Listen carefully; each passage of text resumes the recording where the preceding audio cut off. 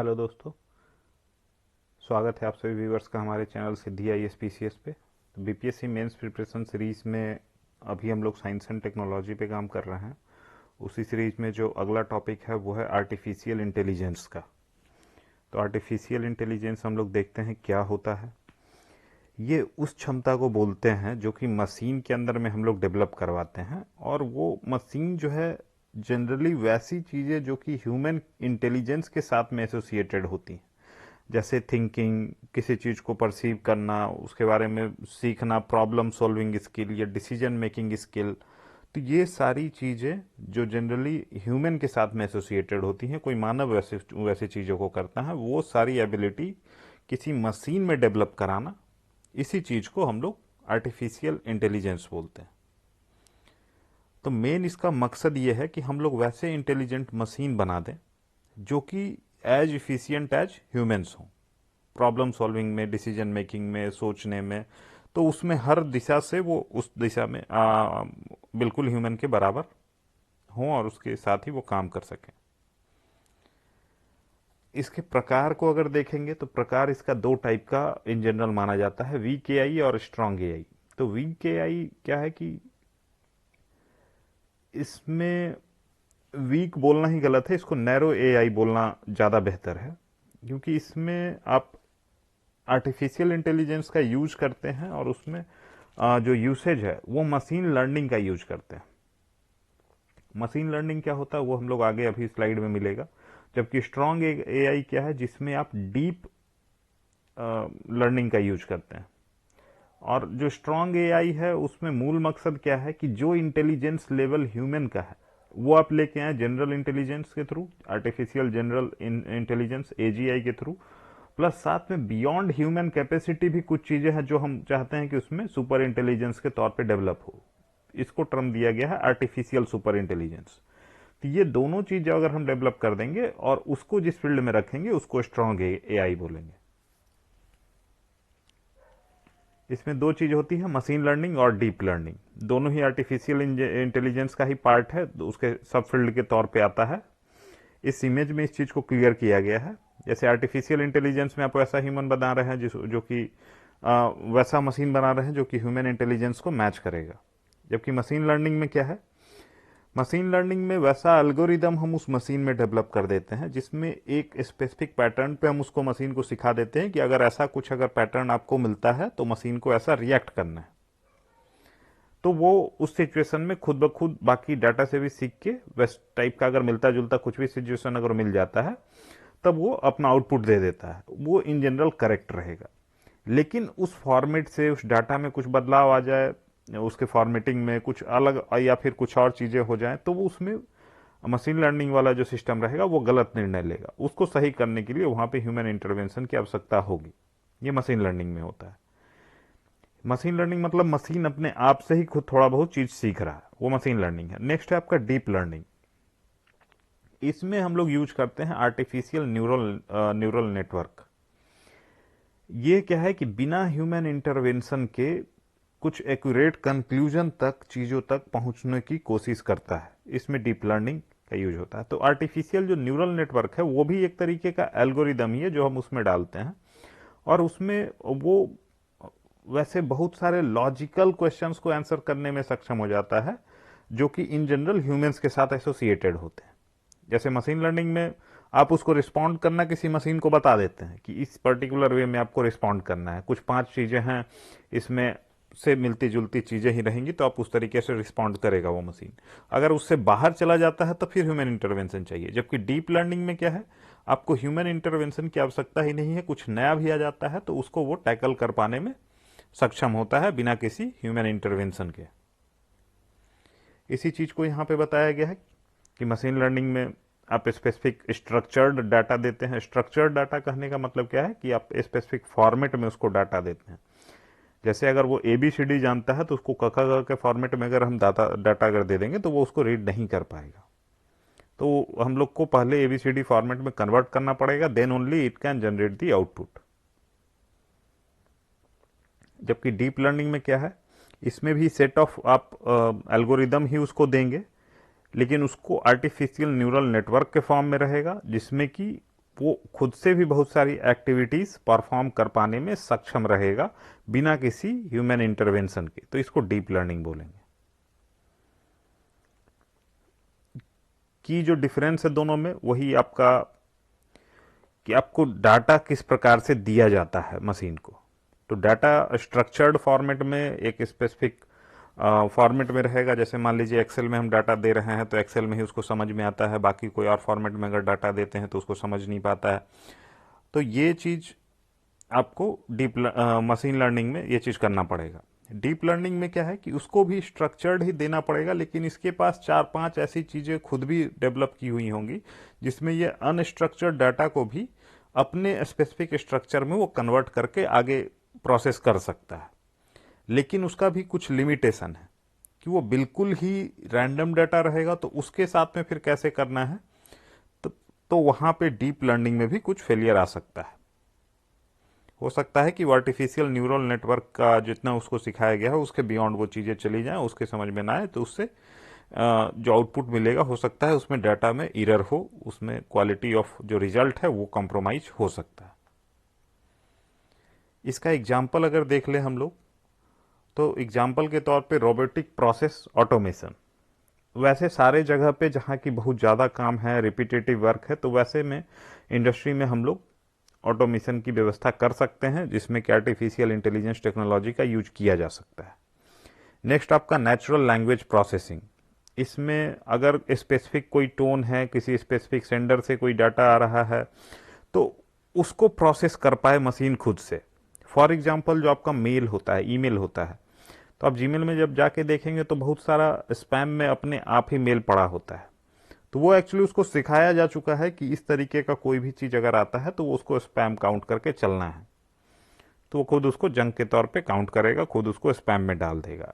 Spam मतलब वैसा mail होता है जो कि इन जनरल आपको आवश्यकता नहीं है, आप इन जनरल एडवर्टाइजमेंट के तौर पे चीज़ें आई हैं या आपको वैसे ही जिस पे आप जनरली रिस्पॉन्ड नहीं करते हैं, तो वो मशीन सीख चुका है कि इन चीज़ों को अब हमारा जो यूजर है उसको दिखाने की कोई आवश्यकता नहीं है, उसको स्पैम में डालो, साइड में पहले ही साइड कर देता है।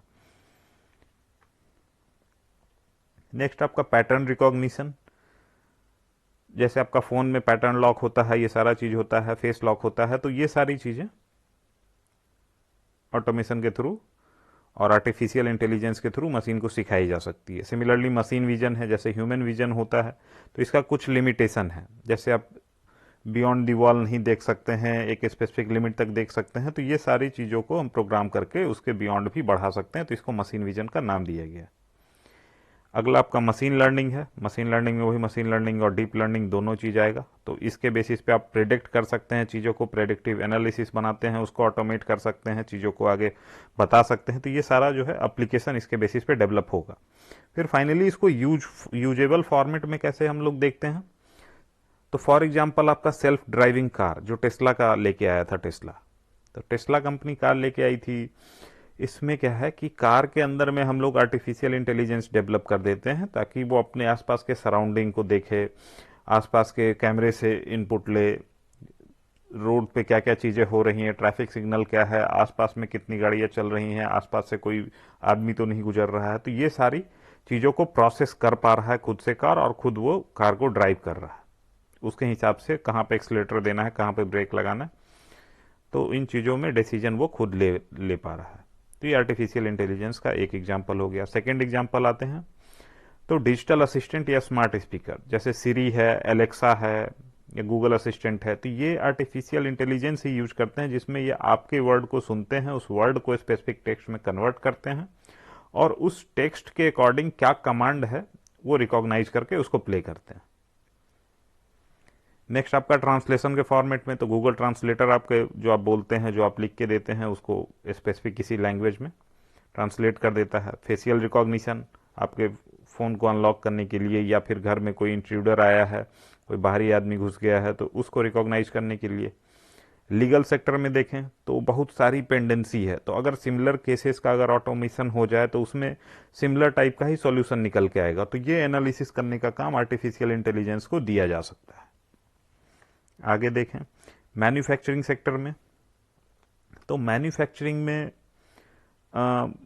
बहुत सारे रिडंडेंट टास्क होते हैं जो रेगुलर रेगुलर होते रहते हैं, और नया बहुत सारा टेक्नोलॉजी आ चुका है मैन्युफैक्चरिंग में भी, जैसे 3D प्रिंटिंग है। तो उन सबको रिवोल्यूशनाइज करने के लिए हम लोग यूज कर सकते हैं आर्टिफिशियल इंटेलिजेंस को।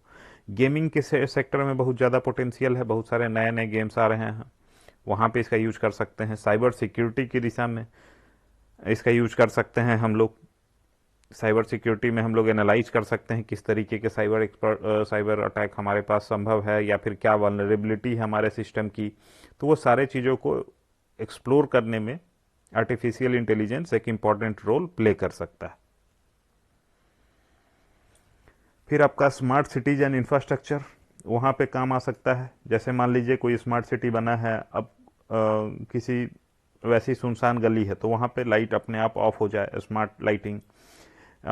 या फिर आपका पार्किंग हो रही है गाड़ी की, पार्क को मेंटेन करना है, अगर गंदगी है तो खुद ब खुद उठ के अपना स्पेसिफिक मशीन जाके उसको साफ कर ले। या फिर अगर आदमी का मूवमेंट नहीं है तो लाइट ऑफ हो जाए, आदमी जैसे मूव करके अंदर आ रहा है तो लाइट जलने लग जाए। तो ये आपका कॉस्ट भी सेविंग करेगा, प्लस सेफ्टी भी रहेगा, एक्सेसिबिलिटी को बढ़ाएगा। ये चीज़ कर सकता है।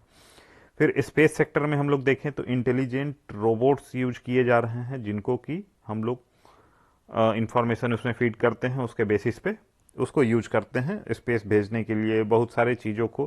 प्लस साथ में जो पास्ट में इंफॉर्मेशन हम लोग कलेक्ट किए हैं, आज इंफॉर्मेशन जो कलेक्ट हो रहा है उसको कंपेयर करने के लिए एआई का यूज कर सकते हैं हम लोग। माइनिंग सेक्टर में हम लोग देख सकते हैं इसका यूज हो सकता है। जैसे बहुत सारे जो ओशियन फ्लोर पे गैस हाइड्रेट्स हैं, पॉलीमेटालिक नोड्यूल्स हैं, तो ये सारी जो चीज़ें हैं अभी तक ह्यूमन लिमिटेशन के तहत में है। ह्यूमन उतने डेप्थ तक नहीं जा पाया है समुद्र में। 8,000 9,000 किलोमीटर, तो 8 किलोमीटर 9 किलोमीटर अंदर डेप्थ तक नहीं जा पाया है। तो उसमें हम लोग एआई का यूज करते हुए मशीन्स को, रोबोट्स को भेज सकते हैं वहाँ पे। डिफेंस सेक्टर में हम लोग इसको यूज कर सकते हैं। जैसे डिफेंस में सेंसर से कुछ डाटा मिला, उसके बेसिस पे हम लोग प्रेडिक्ट कर सकते हैं चीज़ें कि कोई इंट्रूजन तो नहीं है, एक्यूरेट डाटा प्रोडिक्शन कर सकते हैं। सिक्योरिटी कुछ लैप्सेस हुआ है तो उसकी तुरंत जानकारी मिल सकती है, लोगों तक आगे कम्युनिकेट किया जा सकता है। तो इससे बेहतर ऑपरेशन और मेंटेनेंस में हमको सहायता मिल सकती है डिफेंस के सेक्टर में। वहीं अगर फिनांस सर्विसेज में देखें तो रोबो एडवाइस की व्यवस्था है, कस्टमर रिकमेंडेशन, इसमें आप डायरेक्टली यूज कर सकते हैं। जैसे हम लोग को ऑटोमेटेड मिल जाता है चीज़। चैटबॉट्स मतलब क्या है कि आप उससे बातचीत करते हैं, आपके साथ में आदमी नहीं, कोई मशीन जो है, आर्टिफिशियली इंटेलिजेंट मशीन है, वो आपसे बातचीत करता रहता है। जैसे इसके लिए एक दवाएं, उसके लिए दो दवाएं, तो वो सारी चीज़ मशीन के थ्रू वो प्रोसेस हो रही हैं। फिर आपका anti money laundering and fraud detection, उसमें इसका यूज हो सकता है। कोई भी फ्रॉड अगर कॉल आ रहा है या कुछ आ रहा है तो उसको डिटेक्ट कर सकता है आर्टिफिशियली इंटेलिजेंट सिस्टम। नेक्स्ट आपका जो शेयर मार्केट होता है, वहाँ पे एल्गोरिदमिक ट्रेडिंग होता है एल्गोरिदम के बेसिस पे। जैसे मान लीजिए आप एल्गोरिदम में सेट कर देते हैं कि अगर 50 से नीचे जाता है किसी शेयर का प्राइस तो आप उसको परचेज करेंगे, 50 से ऊपर जाता है तो उसको सेल करेंगे। तो एल्गोरिदमिक ट्रेडिंग के तहत में ये चीज़ें की जा सकती हैं। नेक्स्ट आ जाते हैं इसका हेल्थ फील्ड में, हेल्थ केयर में जो डिजीज है उसके डायग्नोसिस में आप इसका यूज कर सकते हैं डाटा के थ्रू। मेडिकल इमेज डायग्नोसिस, नए ड्रग डिस्कवरी में हम लोग देख सकते हैं आर्टिफिशियल इंटेलिजेंट सिस्टम अगर है हमारे पास, तो कोई स्पेसिफिक जो कंपाउंड है दवाई का, वो कैसे रिएक्ट करेगा, क्या चीज़ होगी, तो उसको प्रेडिक्ट किया जा सकता है। उसके प्रेडिक्शन को हम लोग पहले ही देख ले सकते हैं। तो वो बेटर ड्रग डिस्कवरी में, नए ड्रग को बनाने में हमारी सहायता कर सकता है। इसी हिसाब से पर्सनलाइज्ड मेडिसिन, किसी पर्टिकुलर आदमी को क्या रिएक्शन करता है, क्या चीज़ें सूट नहीं करती हैं, इस सारे चीज़ को, इन्फॉर्मेशन को अगर देखते हुए अगर हम लोग मेडिसिन प्रिपेयर करते हैं तो पर्सनलाइज्ड मेडिसिन बनाया जा सकता है। Medical robots, electronic health record वो मेंटेन कर सकते हैं। फिर बहुत सारे वैक्सीन, ये एंटीबायोटिक बनाए जाते हैं तो उसके लिए क्लिनिकल ट्रायल्स हैं, वो हम लोग फास्ट फॉरवर्ड कर सकते हैं एआई के थ्रू। पूरे दुनिया में अगर कोई महामारी आने वाली है तो उसके प्रेडिक्शन के तौर पे भी एआई का यूज किया जा सकता है। तो ये सारा एप्लीकेशन हो गया आपका हेल्थ केयर की दिशा में। इसके साथ कंसर्न क्या क्या एसोसिएटेड है वो देख लेते हैं। पहला सबसे बड़ा कंसर्न जो माना जाता है जॉब लॉस का। जैसे अगर हम लोग मशीन को लेके आएंगे आदमी की जगह पे, तो ये बहुत ज़्यादा अनएम्प्लॉयमेंट क्रिएट कर सकता है, जिसकी वजह से समाज में जो है बहुत ज़्यादा अनरेस्ट का सिचुएशन क्रिएट हो सकता है। इंडिविजुअल लेवल पे स्ट्रेस और डिप्रेशन की हालत आ सकती है। फिर आदमी जो है अगर मशीन पे बहुत ज़्यादा रिलायंस अगर क्रिएट कर लेता है, उस पर बहुत ज़्यादा निर्भर रहने लग जाता है, तो खुद ह्यूमन जो है फ्यूचर में हो सकता है कि अपना क्रिएटिव कैपेसिटी और इस चीज़ को लूज कर जाए। इसके अलावा अगर आदमी खुद जो है डिस्ट्रक्टिव तरीके से सोचने लग जाए और वो मशीन में वो शिफ्ट हो जाए, तो वो जो है पूरे समाज में हालत खराब कर सकता है। नेक्स्ट आपका है क्या कि रोबोट बॉसेस। एक सिचुएशन ये भी हो सकता है जैसे कि आईबीएम का वाटसन है, ये एआई यूज करता है कि एम्प्लॉय जो है उसको बोनस मिलना है कि नहीं, पे राइज, उसका सैलरी बढ़ाना है कि नहीं, उसको प्रमोशन दिया जाना कि चाहिए कि नहीं चाहिए, कि पास्ट में कैसा काम किया, उसके लिए इसका यूज कर रहा है। तो किसी ह्यूमन को जज करने के लिए मशीन का यूज आईबीएम यहाँ पे वाटसन एनालिटिक्स के थ्रू यूज कर रही है। तो इसकी संभावना है, इससे भी बहुत सारे प्रॉब्लम क्रिएट हो सकते हैं कि जो मशीन हमने डिजाइन किया है वो अब हमें जज करेगा, ये वाली बात आ सकती है। अगला है ह्यूमन एरर। जैसे ह्यूमन जो है एरर फ्री तो है नहीं, जो ह्यूमन का एरर है वो मशीन तक आगे ट्रांसमिट हो सकता है। जो बायसनेस है हमारे दिमाग के अंदर में, जो प्रेजुडाइज हमारे दिमाग में पहले से चलता आ रहा है, तो वो जो है मशीन में भी आगे जाएगा। भले ही एल्गोरिदम हम बना के डाल दें, लेकिन उसी के थ्रू वो आगे जाएगा। फॉर एग्जाम्पल जो माइक्रोसॉफ्ट का चैटबॉट बनाया गया था टे ट्वीट्स, इसको 16 घंटा के अंदर में जो है वापस इसको लेना पड़ गया, क्योंकि ये स्टार्ट ही किया था कि बहुत सारा रेसिस्ट और मार करवाने वाला कंटेंट वो बिल्कुल उस तरीके का ट्वीट करना शुरू कर दिया था। नेक्स्ट क्या है कि एआई जो है हमेशा सीखना चाहता है, ये टेंडेंसी है इसकी। तो इस टेंडेंसी का यूज जो है हैकर्स यूज कर सकता है कि उसको गलत ही चीज सिखा दे और उसके हिसाब से अपना खुद का इंफॉर्मेशन दूसरे को बाईपास कर देने की दिशा में वो काम करने लग जाएगा फिर। तो ये मिसयूज हो सकता है इसका। अगला है कि कॉस्ट इसका बहुत ज़्यादा आएगा, इसको मेंटेन करना, रिपेयर करना वो कॉस्टली होगा। अब टाइम के साथ अगर अपग्रेड नहीं होते हैं तो तब भी दिक्कत है। तो इस वजह से इसका रेगुलर चेंजिंग इन्वायरमेंट के हिसाब से इसको अपग्रेड करते रहने की आवश्यकता होगी। एक अगला इशू है इथिकल इश्यू, कि ह्यूमन को रेप्लिकेट करना सही है कि नहीं, क्योंकि इंटेलिजेंस जो है वो बेसिकली ह्यूमन के साथ में एसोसिएटेड दिया गया, तो इसको बाकी मशीनों तक में दिया जाना सही कदम होगा कि नहीं। अगला क्या है कि ह्यूमन के तौर पे बहुत सारी चीज़ें होती हैं, इमोशनल वैल्यू होते हैं, मोरल वैल्यूज होते हैं, तो ये चीज़ मशीन में तो होगा नहीं। सेंस ऑफ बिलोंगिंगनेस, टुगेदरनेस, ये सारी फीलिंग तो मशीन के अंदर आएगी नहीं। तो ये सारी चीज़ें कुछ कुछ प्रॉब्लमेटिक हो सकती है। अगला एक बड़ा कंसर्न है आपका प्राइवेसी का। तो जैसे फेशियल रिकॉग्निशन टेक्नोलॉजी है, तो उससे प्राइवेसी, सिक्योरिटी, सिविल लिबर्टी पे एक बड़ा खतरा हो सकता है कि आगे आए। इन्वायरमेंटल कंसर्न, जैसे इसमें जो हम लोग एनर्जी यूज करते हैं, तो जनरली जो डाटा सेंटर्स हैं उसमें 40% of the energy in IT equipments को कूल करने में ही यूज किया जा रहा है। इसको थोड़ा सा एनर्जी कंजम्पशन को कम करने के लिए ये जो डाटा सेंटर्स हैं इसको कूलर क्लाइमेट में शिफ्ट किया जा रहा है, साइबेरिया वगैरह में, लेकिन जो फाइनल यूसेज है वहां पे तो इसका कंसर्न देखने को मिलेगा ही। तो जो एनर्जी डिमांड है इसकी वजह से बढ़ेगा, जो कि इन्वायरमेंटल कंसर्न बन सकता है। कुछ इसके रिगार्डिंग आंकड़ा है, उसको देख लेते हैं। जैसे एआई जो है ऑलरेडी क्रॉप यील्ड, जो फसल की उपज है वो बढ़ाने में सहयोग किया है, बिजनेस प्रोडक्टिविटी बढ़ाने में सहयोग किया है, एक्सेस टू क्रेडिट इसको बढ़ाया है, कैंसर डिटेक्शन को बहुत ज़्यादा तेज और प्रिसाइज किया है। अगर इन सारे चीज़ों को हम लोग देखते हैं, आगे इसका फ्यूचर देखते हैं, तो 2030 तक पूरे दुनिया की इकोनॉमी में $15 ट्रिलियन एआई की वजह से जुड़ सकता है, ऑलमोस्ट 14% ऑफ ग्लोबल जीडीपी। इसी लाइन में चलते हुए गूगल ने 2600 ऐसे 2600 यूज केसेस ऐसे आइडेंटिफाई किए हैं जिसमें कि एआई फॉर गुड यूज किया जा सकता है। अगला एक स्टडी पब्लिश हुआ था जिसमें कि एसडीजी गोल्स पे एआई का क्या प्रभाव पड़ेगा उस पर रिव्यू किया गया था। उसमें यह पाया गया कि करीब 79% ऑफ एसडीजी टारगेट्स, मतलब 134 अगर एक्यूरेट किया जाए तो उन सारे फैक्टर्स में एसडीजी को अचीव करने में एआई हमारी मदद कर सकता है। नेक्स्ट आते हैं global standards for artificial intelligence ethics. ये 2021 में अडॉप्ट किया गया है कि ग्लोबल स्टैंडर्ड क्या होना चाहिए आर्टिफिशियल इंटेलिजेंस की दिशा में, क्योंकि इसके साथ में बहुत सारे इथिकल क्वेश्चन सामने आए हैं, तो इसी वजह से इसके रिकमेंडेशन को अडॉप्ट किया गया है यूनेस्को के द्वारा। जो इसका 41st सेशन हुआ था 2021 में, उसमें इसका मेन जो मोटिव अगर देखा जाए तो वो मोटिव ये है कि जो कंसर्न इसके अगेंस्ट में रेज किया जा रहा है, तो उस कंसर्न को ही एड्रेस करने का यहाँ पे प्रयास किया गया है। जैसे इसमें बायसनेस हो सकता है, तो बायसनेस को दूर करने के लिए बोला गया है कि कोई भी अगर हम लोग अगर डिजाइन टीम अगर बना रहे हैं एआई के लिए, तो उसमें वुमेन माइनॉरिटी ग्रुप, मेनली वो ऐसे सेक्शन जिनके खिलाफ की प्रेजुडिस या स्टेरियोटाइप बना हुआ है, तो उनको हम लोग अगर डिजाइन टीम में रखें तो उस चीज को सॉल्व कर सकते हैं। फिर डाटा मैनेजमेंट प्रॉपर हो, प्राइवेसी बेहतर हो, एक्सेस टू इंफॉर्मेशन बेहतर तरीके से मैनेज हो, इसके रिगार्डिंग भी रिकमेंडेशन है। और जो सेंसिटिव डाटा है उसके रिगार्डिंग सेफगार्ड को भी बताया गया है कि कैसे इसको मेंटेन करना है, उसके रिगार्डिंग अकाउंटेबिलिटी किस पे रखना है, अगर कुछ प्रॉब्लम आता है, किसी को ग्रीवेंस आ जाता है, कोई दुख है, तो उसको कैसे दूर करेंगे, तो उसके लिए भी मैकेनिज्म यहाँ पे प्रोवाइड किया गया है।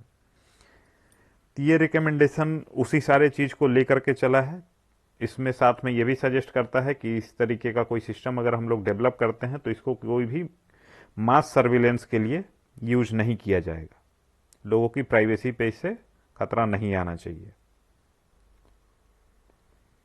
प्लस साथ में अटेंशन ये भी हम लोग को देना होगा कि इसका बच्चों पे क्या साइकोलॉजिकल इम्पैक्ट पड़ेगा, तो उन चीज़ों को भी हम लोग को ध्यान देना पड़ेगा। और मशीन में हम लोग सिर्फ जो है डिजिटल स्किल नहीं, साथ साथ में उसका सोशियो इमोशनल और एआई एथिक्स स्किल्स वो भी हम लोग ध्यान में रखेंगे। इसके इम्प्लीमेंटेशन को कैसे करना है उसके लिए भी टूल डेवलप करने की दिशा में यूनेस्को काम आगे कर रहा है। तो ये आपका जो यूनेस्को का रिकमेंडेशन है, सो दैट कि एआई का हम लोग रिस्पॉन्सिबल यूज करें, उस दिशा में ये बात थी। आगे आते हैं हम लोग India and AI. India and AI की दिशा में बात यह है कि अगर इंडिया जिस दिशा में अभी चल रहा है उसके हिसाब से 2035 तक 957 बिलियन हम लोग ऐड कर सकते हैं एआई की मदद से। इस चीज को रिकॉग्नाइज किया गया है। मई 2020 में ही गवर्नमेंट ने national AI portal of India launch किया है। इसमें क्या है कि एआई रिलेटेड जितने भी डेवलपमेंट हो रहे हैं देश में, उसके लिए एक नॉलेज शेयरिंग टूल है, उसका प्लेटफॉर्म है। प्लस साथ में एआई रिलेटेड कुछ जॉब्स हैं तो उसका भी इंफॉर्मेशन यहाँ पे इस प्लेटफॉर्म पे मिल जाता है। आगे देखें कि गवर्नमेंट ने रिस्पॉन्सिबल एआई फॉर यूथ ये प्रोग्राम भी लॉन्च किया है। इसके तहत में ये है कि हम लोग जो यंग स्टूडेंट्स हैं उसमें new age tech mindset develop करें, स्किल सेट डेवलप करें, प्लस साथ में उनको जो टूल सेट का रिक्वायरमेंट है एआई की दिशा में बढ़ने के लिए उसको हम लोग प्रोवाइड करा दें। तो 3 सेट है, एक माइंड सेट, स्किल सेट और टूल सेट। माइंड सेट मतलब क्या है, टेक्नोलॉजी वाला, स्किल सेट जो डिजिटल वाला है, और जो टूल सेट है मतलब क्या क्या आपको चीजें रिक्वायर्ड होंगी उस दिशा में। इसके तहत में क्लास 8 से 12 तक के बच्चों को सेलेक्ट किया जाएगा डिफरेंट सेंट्रल और स्टेट गवर्नमेंट स्कूल से ऑल ओवर द कंट्री। उनको ट्रेन किया जाएगा और उनको ये बताया जाएगा कि आप वैसे वैसे सोशल इम्पैक्ट प्रोजेक्ट आइडेंटिफाई कीजिए जहां की आप एआई की मदद से उसका सॉल्यूशन निकाल सकते हैं। ये कला सिखाने के बाद स्टूडेंट्स को बोला जाएगा कि आप खुद इसका सॉल्यूशन कुछ बताइए, कुछ बनाइए, और उस बनाने के प्रोसेस में उनको प्रॉपर ट्रेनिंग दी जाएगी, हैंड होल्डिंग दी जाएगी, उसको हाथ पकड़ के बिल्कुल चलने सिखाया जाएगा, और जो फाइनल आउटकम आएगा उसको फिर हम लोग शोकेस करेंगे। तो एक ये प्रोग्राम हो गया। उसके आगे देखते हैं कि इंडिया ने और क्या किया है इस दिशा में। इंडिया जो global partnership on artificial intelligence है उसको ज्वाइन किया इंडिया ने जून 2020 में। तो जीपीएआई एक मल्टी स्टेक होल्डर इनिशिएटिव है इंटरनेशनल लेवल का, जो कि मूल मकसद इसका है कि एआई का रिस्पॉन्सिबल यूज हो। जिसमें कि ह्यूमन राइट्स का ध्यान रखा जाए, सारे जो वर्ग हैं उनको इंक्लूड किया जाए, डाइवर्सिटी का ध्यान रखा जाए, इनोवेशन, इकोनॉमिक ग्रोथ, ये सारे फैक्टर्स हैं जिसको कि ध्यान में रखा गया। तो इंडिया का जो एआई स्ट्रेटजी है, इसको टर्म दिया गया है एआई फॉर ऑल। इसके तहत में हम लोग एक रिस्पॉन्सिबल आर्टिफिशियल इंटेलिजेंस बनाने की दिशा में काम करना चाह रहे हैं, और दुनिया के जितने भी एआई रिलेटेड वर्क हैं उसके लिए इंडिया को तैयार करने का मूल मकसद है कि सारे दुनिया हम लोग को वो काम आउटसोर्स करके दे सके। इसी चीज को ध्यान में रखते हुए 2020 में ही सीबीएसई ने जो एआई है उसको स्कूल करिकुलम में इंटीग्रेट किया है। बजट 2019-20 में भी नेशनल एआई पोर्टल अनाउंस किया गया था, नेशनल एआई सेंटर अनाउंस किया गया था, फिर centre of excellence in artificial intelligence ये भी सेटअप किया गया है एनआईसी के द्वारा, जो कि इसी दिशा में काम कर रहा है। एक चीज लॉन्च किया गया है वो है inter ministerial national artificial intelligence mission. इसके तहत में 1200 करोड़ रुपए आने वाले 5 साल के लिए इसको दिया गया है। इसका क्या है कि जो डिफरेंट स्टेक होल्डर हैं, जैसे एकेडमी हो गया, product industry, startups, government ministries, तो इनको एक जगह पे लाया जाए, उसके बारे में अवेयरनेस फैलाने के लिए एआई यात्रास इस पे बात की गई है। जो नेशनल इंपॉर्टेंस के प्रोजेक्ट हैं उनके रिगार्डिंग में कोऑर्डिनेशन की दिशा में पीपीईपी यूज करेंगे, और उसमें हम लोग एआई बेस्ड जो प्रोडक्ट्स हैं उसके कॉमर्शलाइजेशन और डेवलपमेंट को हम लोग फोकस करेंगे। सेंटर ऑफ एक्सीलेंस इसके तहत में बनाना है, inter disciplinary and dedicated large data integration centre, उस पर काम करना है। इंटर डिसिप्लिनरी कहने का मतलब कि जो डिफरेंट डिफरेंट डिसिप्लिन है, जैसे artificial intelligence, biotechnology, nano technology, उनको मिक्स करके, या फिर स्पेस टेक्नोलॉजी, तो उनको मिक्स करके एक हम लोग सेंटर, डाटा सेंटर बनाए, जिसमें कि उस डाटा को यूज किया जा सके एआई की मदद से, और कुछ नया उससे निकाला जा सके। इसका यूसेज अगर करंट में देखें तो पायलट बेसिस पे जो क्रॉप कटिंग और यील्ड एस्टिमेशन है, कितना फसल उपज रहा है, इसकी जानकारी के लिए प्रधानमंत्री फसल बीमा योजना के तहत में आर्टिफिशियल इंटेलिजेंस का यूज किया गया है। वहीं अगर प्रोडक्शन और प्रोडक्टिविटी के लिए उसका इंप्रूव करने के लिए आईबीएम के साथ में गवर्नमेंट ने एक पैक्ट साइन किया है, जिसके तहत में artificial intelligence and weather technology solution, जो मौसम संबंधी जानकारी है, वो एग्रीकल्चर की दिशा में आईबीएम हम लोग को प्रोवाइड कराएगा, उसके रिगार्डिंग में इंफॉर्मेशन देगा। इसी लाइन पे माइक्रोसॉफ्ट इंडिया भी जो है एआई सेंसर्स यूज कर रही हैं in the field of farming and health care. इस दोनों फील्ड को स्मार्ट बनाने के लिए एआई के यूज किया जा रहा है माइक्रोसॉफ्ट इंडिया के द्वारा। फिर जो मैन्युफैक्चरिंग है उसके लिए इंडस्ट्री 4.0 को प्रमोट करने की दिशा में भी काम चल रहा है, जहां की एआई का बहुत ही अच्छा यूज है।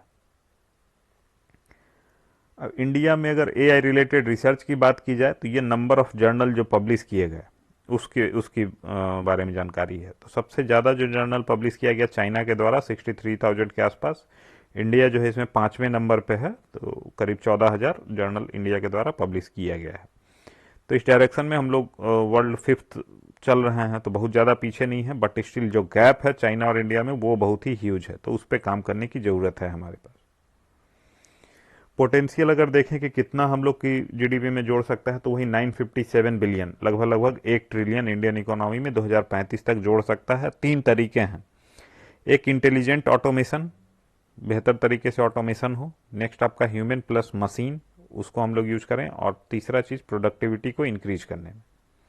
तो ये तीनों चीज़ की मदद से हम लोग यहाँ पे अपने जीडीपी में लगभग 1 ट्रिलियन ऐड कर सकते हैं। ये आंकड़ा आपका नीति आयोग के द्वारा दिया गया है। आगे आते हैं, India's AI research ecosystem and intelligence, अभी क्या क्या चीज़ें उपलब्ध हैं। जैसे जो टोटल 22,000 ग्लोबल जो पीएचडी एजुकेटेड रिसर्चर हैं, उस दिशा में 386 इंडिया के पास हैं। एआई की दिशा में जो है इंडिया 13th रैंक इसको मिला था इंडिया को, और मोस्टली जो रिसर्च है हमारा आईआईटी, ट्रिपल आईटीज, आईआईएससी यहीं पे कंसंट्रेटेड है। और एआई को प्रमोट करने के लिए हम लोग centre of excellence, centre of research excellence in artificial intelligence, code नाम दिया गया है, इस पे फोकस किया जा रहा है। और जो इंटरनेशनल कॉपरेशन है इस दिशा में उसको बढ़ावा देने के लिए international centre for transformational AI इस पे काम कर रहा है। तो इंडिया क्या क्या स्टेप ले रहा है उस पर थोड़ा बहुत हम लोग ये सारा टर्म यूज करते हुए आंसर में लिख सकते हैं। एक और प्रोजेक्ट है Airavat, AI research analytics and knowledge assimilation platform. ये मेनली क्या है कि जो क्लाउड प्लेटफॉर्म है जिसमें कि बिग डाटा एनालिटिक्स और उसके रिगार्डिंग जो भी इंफॉर्मेशन रहेगी एआई प्रोसेसिंग यूज करते हुए उसको यहाँ पे जगह दिया गया है। तो एआई की दिशा में मेनली जो हमारा काम होगा specially in the sector of agriculture and health care, तो वहाँ पे जो चीज़ें होंगी वो हम लोग सपोर्ट कर रहे हैं ऐरावत प्लेटफॉर्म के तहत में।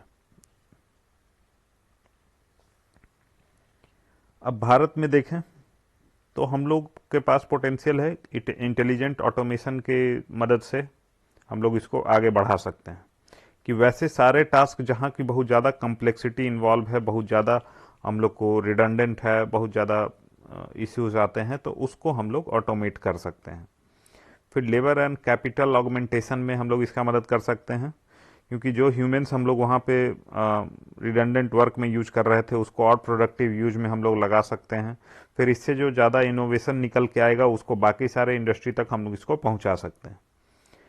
इसके लिए जो फैक्टर्स चाहिए कि टेक्निकल फिजिबिलिटी, हमारे पास टेक्नोलॉजी होना चाहिए, स्ट्रक्चर डाटा होना चाहिए, रेगुलेटरी बैरियर किस तरीके के हैं, जो सरकारी कानून है नियम है वो कैसे हैं, प्राइवेसी कंसिडरेशन हम लोग लेके चलेंगे, इथिकल इश्यूज हैं उसको एड्रेस करते चलेंगे, और जो बेसिक फोकस रहेगा हमारा वो ह्यूमन रिलेशनशिप पे रहेगा। तो यही सारी चीज़ें हैं यहाँ पे। वे फॉरवर्ड अगर देखें क्या चीज़ हो सकता है, किस डायरेक्शन में हम लोगों को टैलेंट डेवलप करने की ज़रूरत है, तो हम लोग को टैलेंट पे फोकस करना पड़ेगा। पॉलिसी इस तरीके का बैलेंस हम लोग लेके चलें जिसमें कि डाटा का हम लोग प्रॉपर यूज कर सकें, प्लस साथ में इसका कोई जो मिस यूज है उसको भी रोका जा सके, इसका इथिकल यूज ऑफ एआई उसको हम लोग प्रमोट करें। नेक्स्ट है हम लोग को फोकस करना पड़ेगा डिजिटलाइजेशन पे। तो हमारा डिजिटल टेक्नोलॉजी तो डेवलप हो रहा है लेकिन डिजिटलाइजेशन जो है कम है, तो वो हम लोग को थोड़ा ध्यान देना पड़ेगा, तभी हम लोग इन सारी टेक्नोलॉजी का प्रॉपर यूज कर सकते हैं। तो आर्टिफिशियल इंटेलिजेंस में इतनी ही बातें थी। इसके रिगार्डिंग एक क्वेश्चन है कि artificial intelligence is a new field of innovation, discuss the current status of AI in current status of India in this field and steps taken to promote growth in the area। AI जो है नया field है innovation का, भारत में इसकी क्या वर्तमान स्थिति है भारत, और साथ में इसको ग्रोथ प्रमोट कराने के लिए और क्या क्या स्टेप्स लिए गए हैं। तो ये आपका क्वेश्चन है। क्वेश्चन लिख के जो हमारा टेलीग्राम ग्रुप है उसका लिंक इस वीडियो के डिस्क्रिप्शन में आपको मिल जाएगा, उससे आप टेलीग्राम चैनल ज्वाइन कर सकते हैं, आप आंसर लिख के वहाँ पोस्ट कर सकते हैं। और इस वीडियो का जो पीपीटी है वो भी अगर आपको डाउनलोड करना हो तो आपको वहाँ पे पीपीटी मिल जाता है। तो आज के टॉपिक में इतना ही है। That's all we have for today. Thank you for watching the video.